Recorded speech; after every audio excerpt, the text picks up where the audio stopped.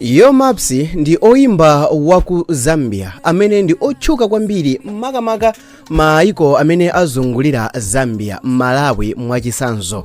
Ndipo nyimbo za Yo Mapsi kapena oimba uyu Yo Mapsi palibe Malawi amene akhonza kukhala kuti sakumudziwa. Mwina mukhoza samamudziwa munthu uyo, koma nyimbo zake mwazivinapo ndithu musiku la lero. Ndifuna ndikupasireni mbiri komanso moyo wa Yo Mapsi. Tiye ndikhale limodzi. Dzina langa ndine Sam Mavita. Yo Mapsi dzina lake la pansonkho ndi Elton Mulenga.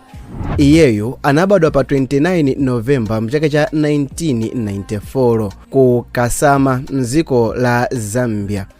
Elton Mulenga chidwi chake pa maimbidwe chinayamba mchaka cha 2009. Nthawi imeneyo akuphunzira pa Chibombo High School.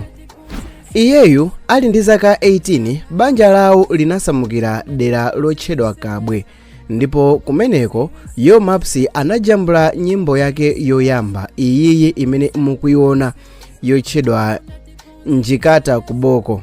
Ndipo video ya nyimboyi inatuluka mchaka cha 2016.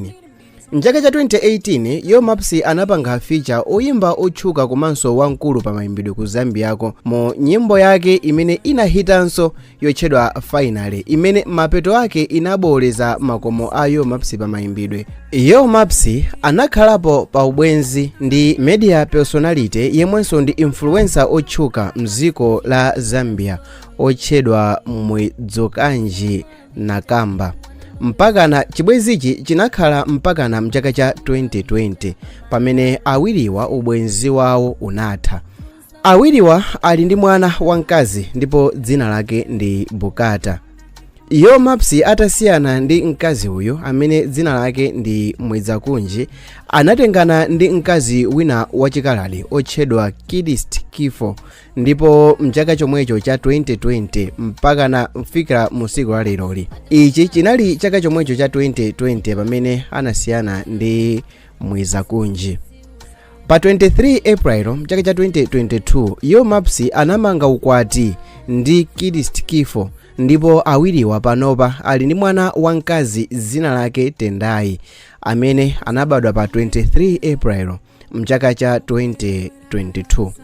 Pofika chaka chino cha 2025 Yo Mapsi ndi oimba otchuka zedi komanso olemera kwambiri ku Zambia. Tiyeni tiunikire chiyambi cha moyo wake komanso maphunziro. Yo Mapsi anabadwa ndi dzina loti Elton Mulenga pa 29